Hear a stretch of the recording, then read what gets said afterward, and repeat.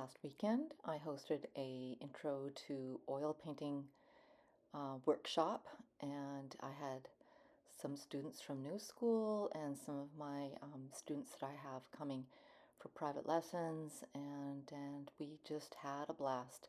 They started out with an apple study, and getting that shadow, and then on day two, we jumped into lemons and they knocked it out of the park. They did such a fabulous job.